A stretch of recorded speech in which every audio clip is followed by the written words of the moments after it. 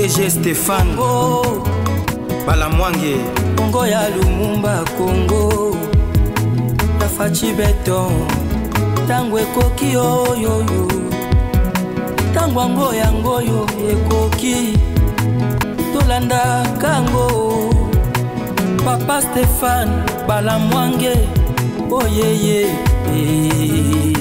On nous signale la présence de Joseph Kabila na Goma à travers Banamoura. Tozoye bate.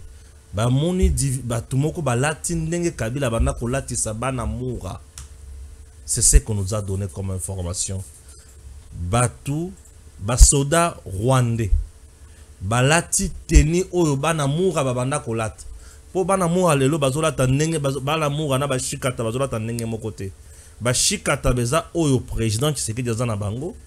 Banamoura na tango ya Kabila babanda kolata pe teni na bango. J'ai reçu l'appel oyo lobiki bakomi mona Banamoura wana autour ya résidence ya Kabila na Goma. Comme qui dirait donc bazo préparer quoi? Comment il faut y a président ya République ya Kivu selon Bango.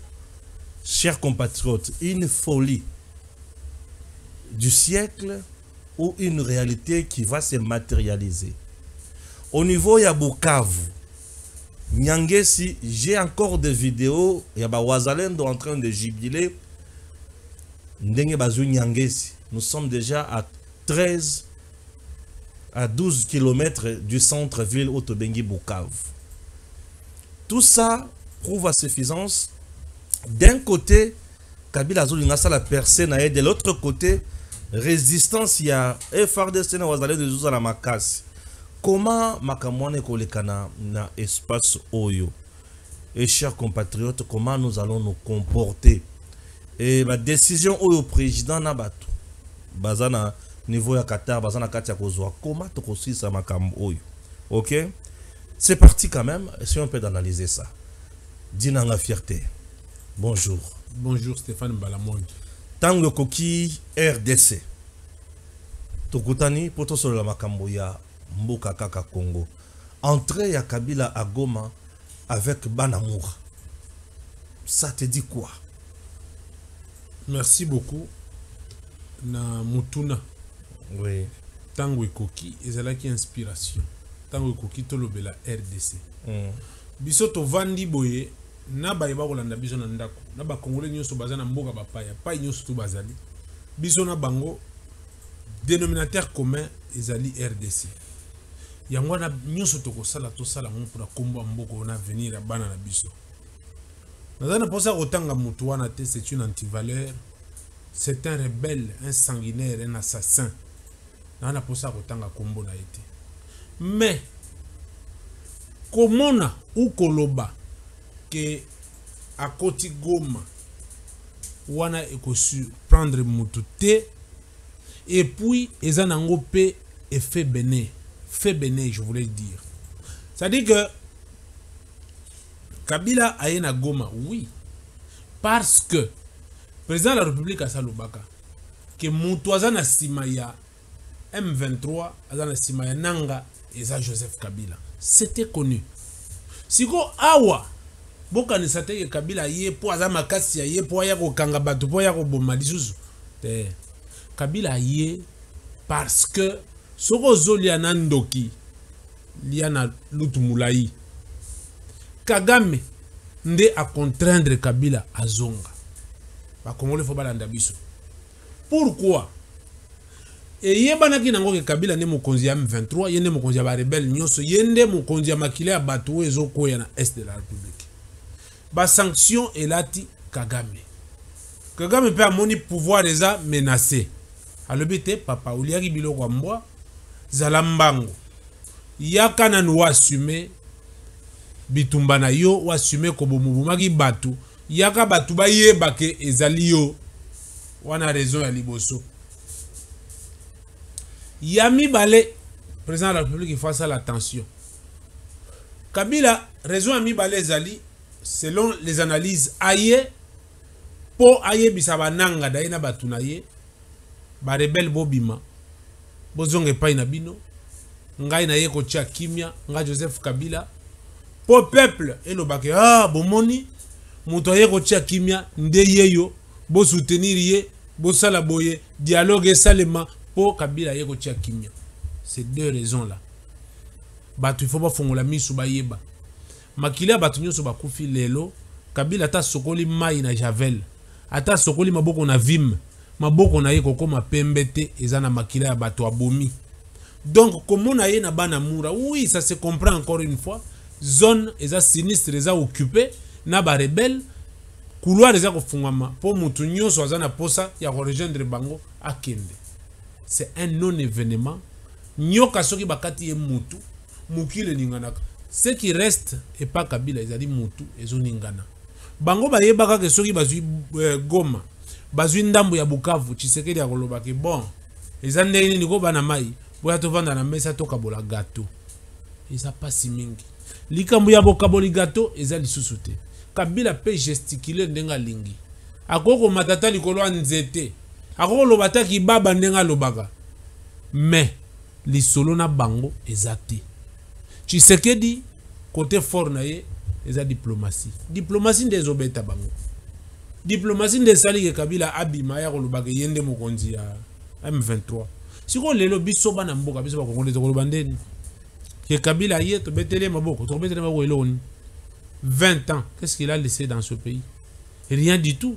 Donc ça veut dire que Batouana, Bazo Telengana, Baïbi Paya Kendete, Bakomi ko Pema na souffle ya souka, Tshisekedi pe alobi, nga ina rebelle to négocier te, to beta na tondungo na toyoka na solo, nyonso wana poto sauver mboka na biso. Au-dessus, il y a ma proposition, mais balé au PC wana. Nayoki bato ba proposa kinga les sous biloko mibale ba carte za mibale carte ya liboso un nombre important de politiciens ba komi ko adhérer vers Kabila. Nous avons ba Djongo, ba Rex Kazadi, ba tous na diaspora, opposition ba tumosusu bazo kende vers Kabila. Est-ce que le fait ya ko kende vers Kabila ce n'est pas pour pousser Tshisekedi à négocier na ye na sens nini? Ba tumosusu ba lobby Kabila, son problème n'est pas de partager le pouvoir avec Tshisekedi aujourd'hui, mais c'est plutôt imposer à Tshisekedi ou obtenir de Tshisekedi un accord au Ekolobake. En 2028, Kabila sera candidat et que Tshisekedi a facilité les tâches à Zala élu pour avoir pouvoir. Tu penses quoi à ce schéma? Ezali ndoto ya baba. Ezali pe buzoba. Tango na obandana esika oba politicien bazo kende. Otangi jeune oyo bana ko loba mingi abeti ba vie kengo na poto tout ça o ngana yeto ebani. Rex Kazadi. Moi na tanga komba batu te pona ko sala ba publicité ya ba yuma. Baza ba kebere ba toro ba vrai yuma. Yuma menaka soka monike côté mususu akokite il faut kende boye. Batuana baza ba anti-valeur. Neti ye ozo tanga wana. Soka kie kuna. Aosala ni. Akoma komemande sac kuna osa eloko te. Abemela bango sac. Baza ba larbin. Tango bazo kende. Eza batu oyo. Bakoki. Ko se retrouver scientifiquement. Pe politiquement. Na régime a Tshisekedi te. Soki na régime ya muto mayele. Loko a Tshisekedi a lobaka.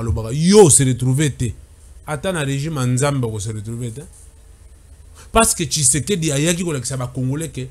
Congo o eza ya biso mutu nyonso atia mayele zo sangana to tonga Congo yo se retrouver te otie monte malikundu olobi te lokwa na se retrouver te na kende komema munduki ozo bomaka nde bandeko na yo non on a rien à voir bakoki ko kende bango nyonso même awa siko toyebi ba misusu na ba journaliste na ba politicien na ba toyebi batu nyonso baza prêt ya ko kende kolanda nanga toyebi bango encore que la plupart lokwa bazaka mayele te lokwa ba Kabila aye Kabila zoya bango biso ba tokende lokola Kabila zoya seke makambo ebongi tozoya kozwa mboka te Tshisekedi batu ba yebi ete ranger ça dit que tant que Kabila zolo ba ya obtenir selon cette analyse il va obtenir un accord qui va lui permettre de se représenter au pouvoir te pouvoir Tshisekedi dans éternel te akokende mais ce qui a accueilli ba ko pesa un autre Congolais jusqu'à preuve du contraire Kabila la kisabiso mwana classe na bango oyo batanga na ye mais wana za rappel condition na mutu azala candidat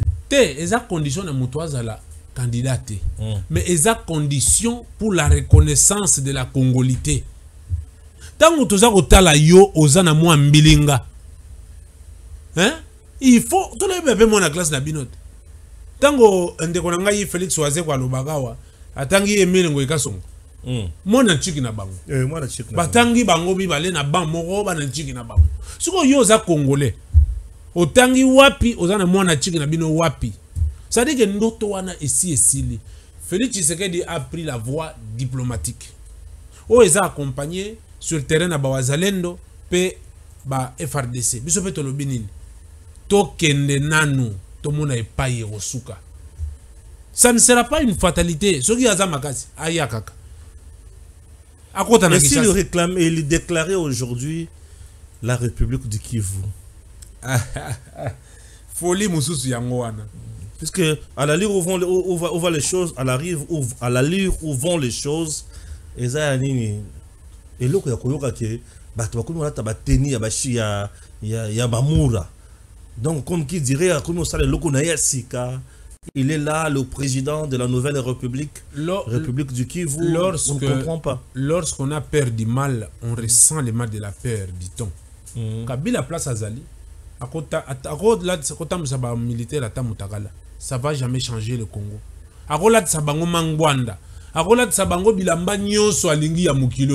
Ça ne va rien changer. Pour la petite histoire, il faut que tentative de balkanisation ya mboko et bandana ba état autonome du sud Kasai na Lubumbashi na wapi na Mbujimai na wapi balonga ko balkaniser Congo te. Tu sais qu'à un certain moment to vivaki na Congo yo katanga eza na président Mbujimai eza na président kananga eza na président ba koka jamais histoire mboka na biso mboka ko kabonate Kabila na uto ebisa yo que azalo ko la nyoka bakati mutu mukile zoningana. C'est là un tout petit peu. Makambo s'est stabilisé sur nos accords na États-Unis na bamboka msuso balingi kimia na monde. Drone ko matalikolo, place nyoso bango bakozala et ko betama. Aujourd'hui nous avons entamé la sécurité ya espace aérien congolaise, tozana kati ya ko bunda po to sécuriser po mutu sakanate. To ko beta bango. Rebelle azar rebelle. Nazotanga quelque chose 2-3 minutes. Tu as la photo de Kabila là-bas? De Nanga, si tu as ces deux photos là, tu vas les afficher. Bazobenga ironie du sort, Kabila, un pasteur qui renoue avec le diable qu'il prétendait avoir détruit hier, le M23. Ok, je vais essayer un peu de lire ce qui a été écrit ici. Les M23 ont pris les armes contre Kabila, Joseph, au nom du fait que celui-ci n'était pas respectueux des accords du 23 mars 2009. Aujourd'hui, c'est le même Kabila qui est accueilli avec faste par un terroriste du M23 qui s'est fait illégalement et illégitimement vice-gouverneur à Goma par le sanguinaire Paul Kagame. L'ironie du sort. Comment tu trouves ça un peu? Très bien de Konangai. Mouto a commis, il y a zande mona mayele. Maï etikal nase putulu likolo. Les gens ont compris. Tant que tobanda ko yebisa bango ke même ce qui se faisait pendant que Kabila était président, c'était lui le sapeur-pompier pyromane. Ah, on donne raison aux gens qui disaient que Kabila a envoyé général qui Delphin Kaimbi et Akende Kopesa Bango Mbongo pour recruter M23. Ça veut dire que quand il y avait une pression ici, il y a opposition. Oui. Kabila pour se maintenir, il fallait qu'il y ait un bon M23. Est-ce qu'à l'époque, ville Moro est tombée? Est-ce que Soyoka est à l'aise? Bazalaki à l'aise. Mais en 2012, Bakoyi ça c'est quoi Nini? Goma. Te wana ezalaki cop na ye. En 2012, pression et le cas qui a consacré na papa Etienne. Souvenez-vous. Oui, je sais. Il y a lobby la pression et l'équipe. Banama iboko ezana nous Goma. Nous sommes en guerre. Nous sommes en guerre. Batunyoso batala Goma. C'est-à-dire que c'est lui qui donnait les armes, c'est lui qui donnait les modus operandi, c'est lui qui organisait le cadre de concertation, c'est lui qui organisait des discussions et c'est lui qui mettait fin aux discussions. Et je me souviens d'ailleurs à l'époque on avait organisé les concertations. Mais moi j'étais concertateur, j'étais aux concertations, c'est pas invitation. Yangona toza oye bisabango que lelo c'est vrai batuba bangate bakamwate. Kabila zawana parce que M23 bananga banyoso ezalaki banana ye. Le deal de Kabila c'était d'hypothéquer la République entre les mains de Kagame pour se maintenir au pouvoir. J'ai dit aux Congolais que tant que Kabila prêta serment, quelques semaines après prestation de serment, il a demandé qu'on abolisse la sanction qui était sur Kagame. Tu vas comprendre que les alliés la première action à Kabila en tant que président de la République, na mandat na Liboso, sanction à Kagame Kweya. Très bien. Yangwana lelo les Congolais doivent comprendre que M23 forme nyoso kozwa bande bandati lelo, les sapeurs pompiers et pyromanes, c'est Joseph Kabila. Lelo aya Goma tondimi. Alors tu penses vraiment que Kabila a connu Koko et sa Tshisekedi? Kabila a quoi sa Tshisekedi? Oui. A Kobanono ndengeni. Quand est-ce que vous Te kasinde tolobiti. Soki bazalaki makasi balobaki le 20 combien bakoko makisa. Le 24 mars c'est le cas déjà. Kasi biso tozo zela bango. Jusqu'à présent nous la nanga. Biso tozo zela nanga. To yebisa ke nanga yaka na Kinshasa. Attention avec le peuple kinois. Basakana na biso te. C'est-à-dire que basakana côté batu bazolenga ba obanga bango. Et basakani kutuka na Goma me Bukavu pe ba osakana. Ba mekate. Mona bato Bukavu na pesi bango mbote. Kuna moto zopela pesa. Et puis je vais dire aux Congolais bayeba. Oh, ville telekwei te batu oyo nyonso ba ndenge ba yiko zo ba ville wana.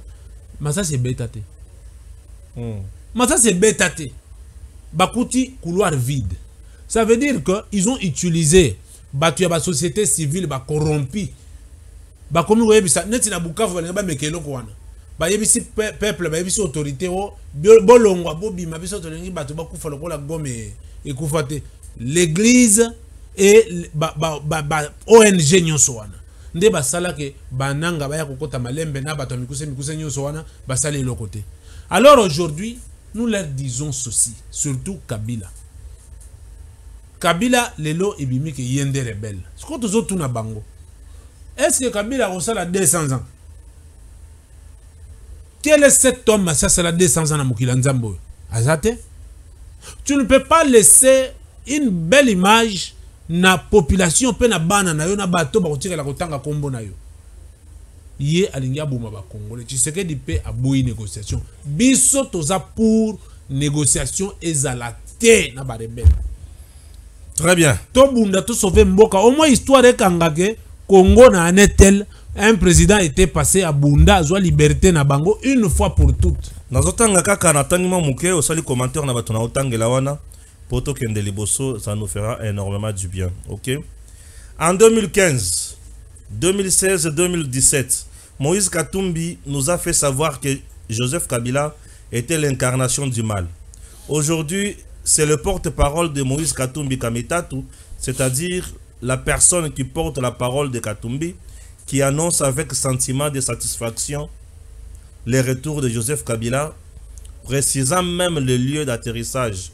L'ironie du sort toujours. Ça, le temps remédie à tout. Tokoko c'est la mutu makambo. Mais mutema na yo moko yebi. Or que ngonga nde mutete ya kabatu. Lelo ngongete ibatu. Mais Olivier Kamitatu, ça ne surprend pas. De toute sa vie, aza porteur de mallettes. Banda, carrière politique na ye. Aza flatteur, larbin, porteur de mallettes. Yango wana amemi sak ya Katumbi ti nasuka e foutie te amoni e alembi kuna lome eza lisusu te a changer face par bana komema sak ya Joseph Kabila. Biso to yebi bango nyonso. Moïse Katumbi est un étranger. On ne peut pas ici redevenir au service des étrangers. Congolais boye loko wana. Yango wana Moïse Katumbi a traité Kabila de l'incarnation. L'incarnation du mal, du diable. Il a tué au Kassai, il a tué au Katanga, il a tué partout. Tout ça, c'était pourquoi les Congolais, il faut bailler bailler. C'était dit à quoi? Carré minier dans Lubumbashi. Oui. Mbongo nyoso ba minerai à Lubumbashi. Moïse a beta Kabila en kaou, ndenge ezalaka. Ah. Basala deal na bango, lomea ebima ebele. Moïse a beti Kabila en kaou. Imagine ça bien, hein? Vous comprenez? Moïse abeta Kabila nkawa yiba embongo. Moïse Katumbi a yiba Kabila mbongo ya dil basala. Yango Kabila traitant Moïse de Juda. De Juda. A muyibi mbongo. Vous comprenez? Tango basali réconciliation na bango ya lukuta ya kindokyo basala ki na katanga o basala avec monseigneur Mouteba. La tribalisme o basala ba imposer ba congolais. Oui. Après eloko wana tuna bato basalaka ba koyebisa yo. Nini? Batikala bango mibale Moïse Katumbi na Kabila. Basolola nini zongiselanga mbongo na ngai. Eloko mususu te yena Katumbi zongiselanga mbongo na ngai bango mibale. Et ce jour-là na chana moi mayemuke moi mungo muke na monoko. Fulgence Mouteba, Moïse Katumbi, Joseph Kabila, réconciliation katangaise et Vandela Kabilo komi balé. Bino bilenge Binonde bozali armé na biso ya lobby. Bino bilenge. Wana maloba ya Kabila. Bino bilenge nde armé na biso ya lobby. Makambo tozo loba lelo. Ya mutuya eza kolobate. Mais ya mutuya ezali ekokisama. Ça c'est Kabila. Soki ekokisami ekozala malamu mingi. Makambo nini balobaka pe bavandelaka mingi nini. La République fédérale du Katanga. Et Kabila, Katumbi, Fulgence Mouteba, Bavandela Mingi, un état fédéral.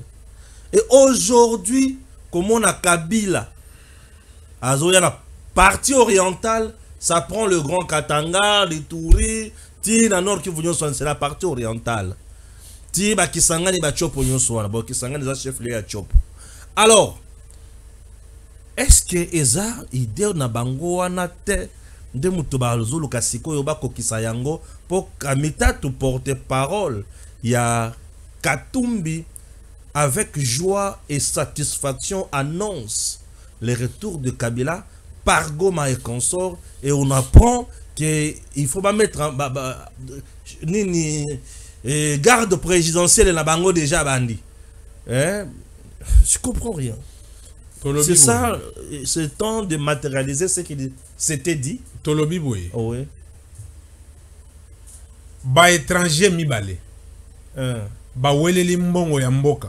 Ya Congo. Ya Congo. O ba yibaki Congo. O ba yibaki Congo. Oui. Moko ayibi muninga mbongo ba yibaki bango mibale. Po ba yokana ti bien. Po ba yokana ti batu mibale o bozo komona. Oui. Moko ayibi muninga mbongo ba yibi mboka.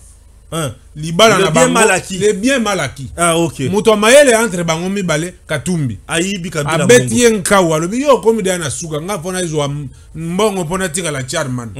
Azui ba wele libala ekufi bakabwani ba wele mbongo. Moko alimu akima ake exil. Kabila pimele na passeport. A pimele na passeport akende exil. Après elle a dossier ba mercenaire. Voilà. Tango mokonzi ya mboka Fachi na motema cœur sensible à la condition humaine. Bolamu ya Fachi. Azongisi mutu wana wa. Oyo mususu alobi akendaka na mbongo na ngai. Tika na kende to sala réconciliation à Lukuta pona zo ata mwa ndambo. Nde tango bake mwa ndambo wango so bapesa ki mwa kimi ekote omoni bakomi lokwa mwasi na mobali. Bakende kotala na ba Tanzanie na bawapi pa bazalaki. Mais la réalité ici, makambo bango balakaki basala. Bakoki ko sala ngote pona nini? Parce que Mobutu atikelaka biso Congo ekolobo moko tatabo moko na katanga o bakanisaki eza ya bango wana eza na baluba ebele eza na bayanzi ebele eza na bayaka ebele batetela bikolo nyoso eza kuna moyen oya lisusu na discours sécessionniste oya tribalisme eza te yango na makambo wana erataki na utuko yebisa yoke bakangaki ba 12 conteneurs ya banilotiki bazokota po bayako exécuter plan na bango wana nzambe pa la gate bakangi bango kopedaye lelo baza face à une réalité ndenge zalaka comme c'est mamwa mawat Tshisekedi andi makaka to solola po toki makimate po bakanga bisote tango to déposer manduki pression ya libanda na pression ya kati bango faut ba déposer manduki siko ba ko déposer manduki bakende wapi maloko ekotonda siko bazotala ke kobanga maloko etonda nde pression o Kabila ye Kabila ye akosala nini. Alors d'abord après une année d'exil Kabila a été chassé quand Nambuka na biso pas comme exilé politique. Très bien bana mboka en tout cas vraiment mutuna malamu quoi na pesi bino bonyo sombote pa bozali Kabila était chassé par qui? Judas tango bazo ya kanga Yesu, Judas ateka Yesu, ebe ateka Yesu pona ni. Po ayebaki ke Yesu ata grand prêtre. Ça dit que akoli ane misolo asala ba kopo na tango bayo kanga Yesu. Amona ka zo bamba matoi, azo sekwisa batu bakufa, bakati muto loboko Yesu azu ya kangisi yango eza abi tika na lia mbongo tango batu wana baruya po bakanga ya kosala miracle ngai na koponyoka na lomeya. Ndeje ya Kabila yango wana. Nzoka nde tango amoni ki akomi kochola. Ba je nyonso asalaki ebimi na mpoasa. Augustin Kabuya lobi ke FCC ezali Kabila. Quelque temps mokonzi mboka FCC ezali Kabila. Augustin Kabuya esika to kopesa merci. Alobaka ke Joseph Kabila kima mboka oyo na butu toyeba makambo wana te. Et aujourd'hui nous lui donnons raison. Tango masolo moko pesa pe Kabuya raison. Tango Augustin Kabuya na pesi yo raison. Pour le bagi ke Kabila kima butu. Oui, a sali rébellion pour na koboma ba congolais. Augustin Kabuya, Augustin. Raison za nango na likambo wana na pesi yo raison. Po biso juste ko bundela ka Congo. Bien sûr. Sikawa o ezali ya mutu ezanini. Kabila akanisa ke Tshisekedi aza pété. Asakana na ye mais mwana muluba ko papa. C'est-à-dire mutu bongo ezo sala ayebi eloko nini fe salema pona Congo yo. Mais ngana so bangelo komoko. Récemment quand il était en Afrique du Sud na Namibie, alobi bozolo ba ke M23 ezangai. Soki ezala kingai mbele ezana résultat ou ezana ngole lote. Awa siko yebo kwa ye. Ndele ko siko ko banga. Zela. Ye azaka nde maelete. Yangwana to yibaki ke banda mukile banda président ezo bato zo ya maelete ya ide Kabila. Ayaki le maelete. Ye moko a se de dire alobi ke soki M23 ezalaki ye résultat wana tonga to mona ngote. Siko ye moko alobi aye azoya po ya ko libérer mboka na maboko ya Félix Tshisekedi. Siko oyo aye eza Kabila mususu to eza kaka ye muta wangana ki M23.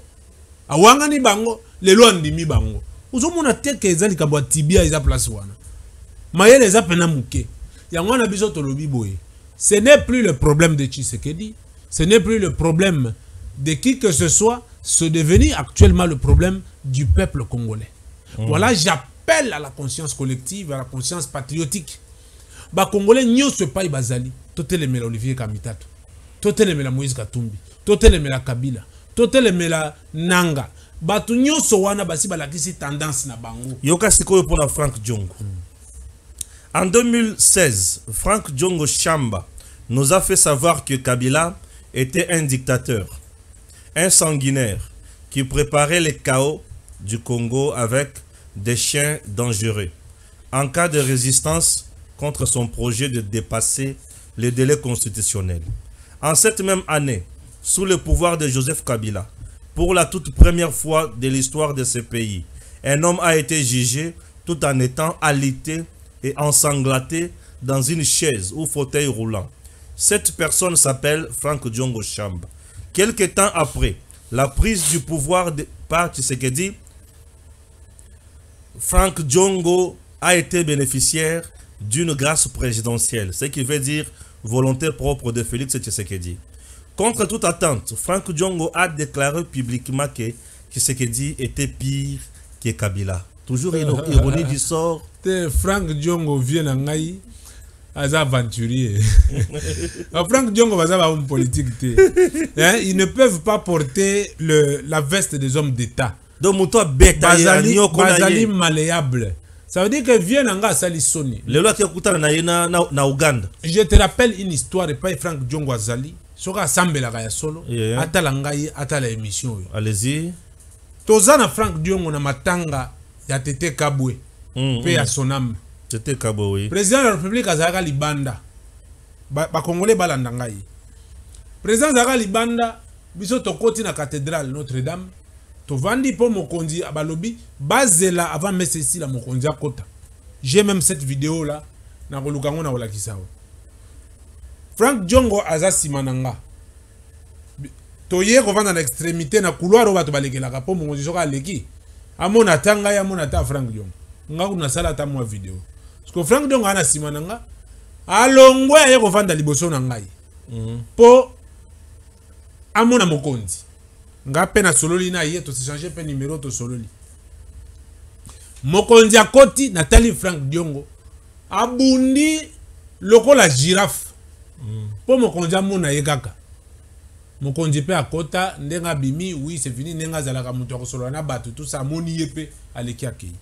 Par là je vais dire aux gens quoi, Frank Diongo a déçu parce que a eu pouvoir té à manque ya partage ya gâteau alors. Voilà ba pesi e poste té pa Tshisekedi aluki yango na ndenge nyonso. Mais pourquoi baboui ou pesa e poste mais est-ce que balobi que bato nyonso pas comme ba konji? Tu penses que Frank Diongo n'a pas une tête qui peut non, fonctionner? Frank Diongo a une tête, c'est un scientifique, je suis tout à fait d'accord. Mais être scientifique ne fait pas de toi homme d'État. Voilà la preuve d'ailleurs. Il a chanté contre Kabila, aujourd'hui il chante pour Kabila. Et il se donne le luxe d'aller au Rwanda, lui qui a condamné le Rwanda à un certain moment. Ça veut dire que Baza malléable, ils ne sont pas des hommes d'État. Rose a un diplôme à ta 10, mais tu n'es pas homme d'État, tu ne sais pas t'assumer. Or que, ce cas là, Kimia, na deuxième mandat, oyoyo, parce que pas c'est pas la place à ngaka kota. Il y a des gens qui pesa yeka na batua na ndenge batu bazu ye pas joie. Ça dit que baza batu oyo bako service na matériel didactique pour na bana na biso. Donc lorsque je comprends bien les hommes politiques congolais, lorsque ça ne marche pas, il n'est pas content de quelque chose. Ake Rwanda. Il change de camp. Ake Uganda. Oui. Ake Kenya. Oui, pourquoi? Donc, pays wana est comme pays ni contre biso. Donc, on a ceux qui au komi pomba. Oui, pomba. Oui, pourquoi ba osala ndengwana? La plupart des hommes politiques congolais sont les politiciens de face, les hommes d'État d'apparence. Ils ne donnent qu'un leurre dans tout ce qu'ils font. Soki bazali maele, le gouvernement c'est pas important. Soki bazali maele créé. Si tu ne t'es pas retrouvé dans le gouvernement, il y a ça dit que le gouvernement ya yezo ko se retrouver. Ndeloko ba Frank Diongo bango basali yango wana. Bazangi eloko ko pesa peuple congolais. Bazangi créativité, bazangi proposition, batikali alarmisme ya ba politicien. Ngai, oui, mais yo nini, qu'est-ce que tu donnes? Toutes ces personnes sont les déçus, ils sont dans la même école avec qui Corneille Nanga, qui est parti parce que on lui aurait ravi les carrés miniers qui seraient sortis avec au sein de sa mère. Yangowana, ba akimi parce que ba keko bundi sabato bo mabato pona ba carré minier. Ndeko lelo, je dis et je me répète, nous allons nous battre tous pour sauver la République parce que Tshisekedi n'est pas éternel. Il peut passer, mais le Congo doit rester entre les mains des Congolais. Nous n'allons plus accepter qu'un Rwandais, un étranger, ayawa, ba prophète d'université, le rôle là, tonguru mapona kabila komunani. Mova sakani. Mova sakani, ma professeur dit, kasi kotanga ngonde tolo ba yangwana. Yo prophète d'université tata ya bana, ongulu manase to zongulu mapona kabila. Biso to kosala, eloko wana lisusuté. Yangwana nazo yebisa. C'est un message que je passe na ba ministre Mibale. Ministre na biso a IDPS ya intérieur. Jacquemaine Chabani, que je respecte beaucoup, avec qui on parlait avant qu'il y ait comme ministre, tant à commis, à côté de l'orgueil, à mon agalissou moutouté, à répondre à l'issue de l'autre côté, yango wana na tindeli message. Papa, quand tu n'avais pas de poste, c'est toi qui tralalais, c'est toi qui parlais, qui donnais des leçons. Tu as donné des leçons à Peter Kazadi, à plusieurs. Les lots comme ministre de place wana. Mais tu as la charge de la sécurité intérieur de la République. Kanga Chadar, tu es en prison. Kanga Nehemi Moulane. Kanga menace nyonso toza komona pona mboko yo. Kanga Ferdinand Kamber. Le PPRD est un parti rebelle. Yonde mutoza na mibeko na mboko yo. Protégez votre pouvoir. Donne un ordre ya kolongo la parti wana na liste ba parti politique na Congo. Kanga bango effigie à PPRD mona na Kinshasa wate. C'est le prix à payer pour le pouvoir, pour la conservation, la protection du pouvoir. Si vous avez besoin d'accompagner Félix Tshisekedi ne l'oronine. Ils accompagnent le Congo ne l'oronine. Jacquemaine Chabani, Zoua Makamono na maboko. Kanga bato balingi ba kanga maboko ta boloko. Boma PPRD awana Kinshasa ezalate parce que zali parti ya ba rebelle. FCC nyonso mobimba, ce sont des rebelles. Bakanga bango. Deuxième mutu eza Mutamba. Te na komi komona Mutamba suspect. Moi, je suis parti, je fais partie des personnes qui ont accompagné Moutamba avec beaucoup d'énergie. Utilise un peu le papier là. Je l'ai accompagné avec beaucoup d'énergie parce que je savais que Moutamba, c'est un jeune, Azale Kinabiso, Abandi Makambo, Akoki Kobongisa Makambo, génération Nyon Sego Talela, Moutamba, c'est jeune, à cause de la malade. Azam ministre, non, mais attends, à cause de la ministre, à cause de la Yaya Batonyos. Ngai âge nanga za yete, Azale Kinangai.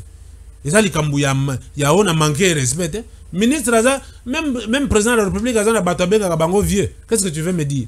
Ok. Azale Kinabiso.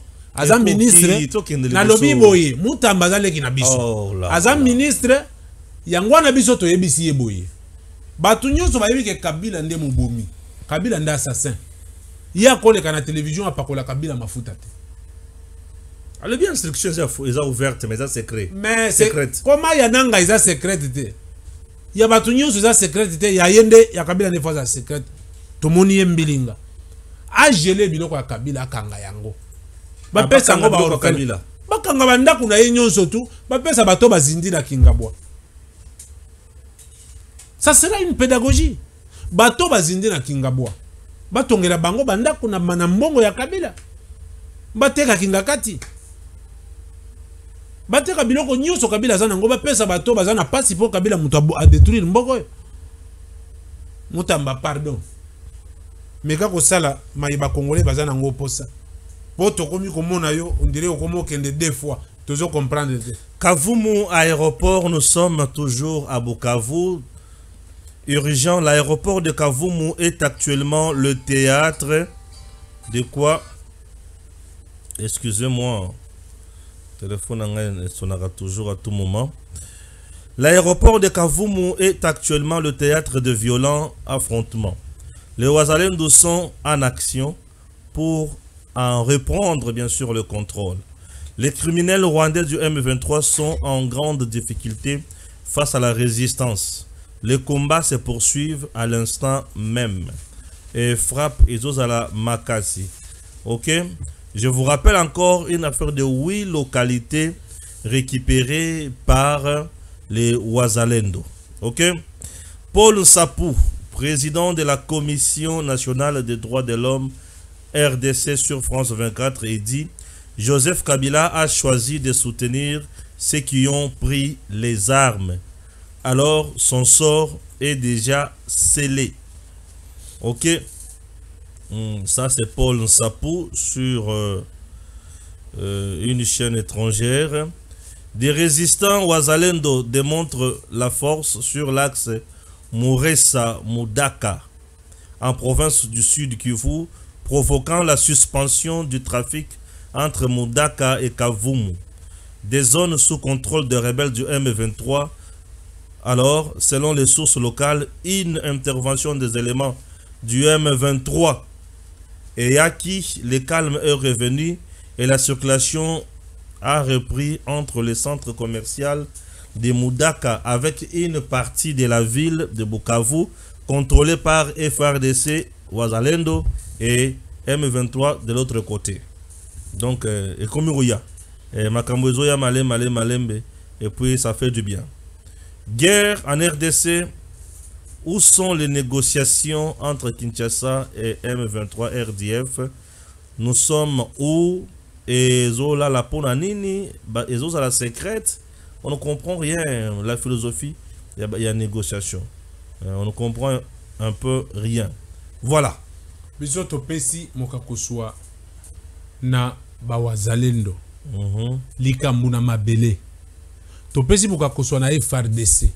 Ça veut dire que Bitumba jour ozo banangondo yebi jour egosila oyebite batu nyonso bakomi ko bundela instinct de survie na likambu na mabele batelemi to bundela Congo eza ya oyo ba eza depuis le début Congo esalema ke ezala ya biso. C'est la loi, la sélection naturelle. Yangwana tozolo baboye. Kabila alamba dragon. Togoyate. Ça veut dire que nous attendons Kabila à Kinshasa. Yaka Kinshasa yangoyo. Hein? Tozo zelayi na Kinshasa. Ndesika tokoye bana. tout ce que vous attendez là, FARDC bravo, Wazalendo bravo. Tondongwana na bango, mokonzi ya mboka azobunda. Et puis muto azolo balikambu ya négociation entre Bananga na Kinshasa te azomikosa papa. Wane kosalema te. Tshisekedi asaboyaki alobi ke ata bakomi liboso ya Oya. Il va préférer mourir avec son honneur que de discuter avec les sanguinaires. Mutu moko ya kosoro na ye ezaka Kagame. Point barre. Et nous restons sur cette note-là. Congolais foyer bakakake. Congolais nyonso azana devoir et pouvoir ya sauver Congo. To bundela mboka na biso to kende liboso. Banguna bayaka po soki ebebi 30 ans lisusu totikali na retard. Et yindi 30 ans mususu totikali na colonie ya munguna ya étranger. Te cette fois-ci ezali kambo ya mabele batu ba telemi milimu etelemi bakoko ba telemi to bundela Congo. Comme ça après ba aventurer nyoso ba kabila na bananga Congo ekotika la Congo. Congo ekotika na maboko ya bakolo nango. Merci beaucoup. Merci. Congo ekotika na maboko ya bakolo nango, ça nous fera toujours du bien. Oui, un tour à Kanyamaka CC, toujours avec le service national. Oyo mwana mboka Jean-Pierre Kassongo Kabouik aliko sala musala ya malonga. Merci. KCC se transforme, KCC se métamorphose, KCC se modernise, KCC se construit. Et le constat est fait dès l'arrivée. Bienvenue à l'aérodrome général d'armée Denis Kaloumé. L'hommage rendu au tout premier commandant du service national dépasse largement la seule façade du dit aérodrome. À l'intérieur des différents salons, en commençant par le présidentiel, vous y trouvez le reflet de l'ambition de donner le meilleur. Donner plus, doter le meilleur, voilà ce que vise le service national en construisant cet hôpital qui se veut ultra moderne dans ce coin de la République démocratique du Congo qui semblait être loin de toute civilisation. Ici, tout est pensé, tout est réfléchi afin de fournir des soins de qualité, comme l'explique ici le lieutenant général et commandant du service national, Jean-Pierre Kassongo Kabouik. Nous allons nous spécialiser dans l'orthopédie. Il y a plusieurs accidents de travail ici. Nous avons des bâtisseurs, les gens se fracturent, les gens se blessent, ainsi de suite. Ce sont les travaux manuels intenses. Mais aussi, nous nous disons, nous voudrions donner la chance à ceux de nos compatriotes qui servent sous le drapeau, qui ont été blessés sur le champ de bataille. C'est vrai, on le voit par exemple au Kankokolo, à l'hôpital militaire général, ils sont traités. Mais après, il se pose toujours un problème de réinsertion. Et nous voudrions accompagner cela. D'autres vont aller au Kankokolo, mais si nous avons une clinique spécialisée ici, d'autres on pourra les amener ici. Nous les soignons et après leurs soins, nous les réinsérons. Nous leur donnons un lopin de terre, nous les encadrons en leur donnant semences et engrais, ou nous faisons des leveurs. Comme ça, ils ont une autre débouchée dans la vie. Vous voyez, quelqu'un qui a été blessé, qui ne se dise pas que je me suis sacrifié pour la nation et après la nation m'a abandonné. Je suis abandonné, et que je sois abandonné. Ça les rend frustrés. Mais ça a aussi un impact sur ceux-là qui doivent aller se battre. Ils vont se dire, mais ceux qui sont partis, qu'est-ce qu'ils sont devenus? Et le prochain train qui va arriver ici, il va amener ses ambulances. Nous avons une ambulance 4x4 parce qu'on peut aller secourir quelqu'un, même là où la route n'est pas très bonne, on peut entrer même dans les champs. Et nous avons une ambulance de bonne route, minibus, bien. C'est au profit de bâtisseurs de la nation, c'est au profit des agents et cadres du service national, et même les riverains aussi. Les riverains aussi. Les riverains aussi. Ils auront le droit de se faire soigner là-bas. Sauf imprévu, c'est en novembre prochain que cette institution hospitalière sera inaugurée. À côté de l'hôpital, le service national avec les bâtisseurs avait déjà construit une école, cette école, qui depuis fait le bonheur des enfants de cette contrée. Des bâtisseurs, mieux, des bâtisseuses qu'on retrouve ici. Elles sont en première ligne dans la construction de Mandala City. Entre guest house, salle de conférence, complexe omnisport, tout est fait pour faire de KCC une destination prisée à l'avenir pour divers types d'activités. L'idée c'est que Kanyamaka ce soit un lieu qui attire les gens. Les gens qui veulent se lancer dans l'agriculture, dans l'élevage, dans l'encadrement des jeunes, qui veulent s'inspirer. ou qui veulent venir pour l'échange d'expérience. Nous avons à profiter de l'expérience des autres. Ils ont aussi à profiter de notre expérience dans tout ce que nous sommes en train de faire. Et donc, il faut créer les conditions idéales, de bonnes conditions de vie. C'est aussi une possibilité pour nous d'inviter les gouvernements, par exemple, à venir tenir une réunion du Conseil des ministres ici, où la question de l'agriculture va être inscrite à l'ordre du jour. On parle, on lit la théorie à la pratique. On fait voir au gouvernement de la République le travail qui est fait, les avantages de faire ce que nous sommes en train de faire, les difficultés. Ils comprendront mieux s'ils sont sur place avec nous. On peut envisager de faire une conférence agricole où les partenaires étatiques et privés vont se retrouver autour d'une table. On définit une bonne politique en matière d'agriculture, d'élevage, de développement rural, d'encadrement de la jeunesse et autre chose. En réactivant le service national, le président de la République, Félix-Antoine Tshisekedi Tshilombo, ne pensait pas qu'il venait là de réactiver, voire de réveiller la capacité de l'homme congolais de se transformer et de transformer son environnement. DG Stéphane Balamwange Congo ya Lumumba Congo Tafachi Beton Tangwe Koki yo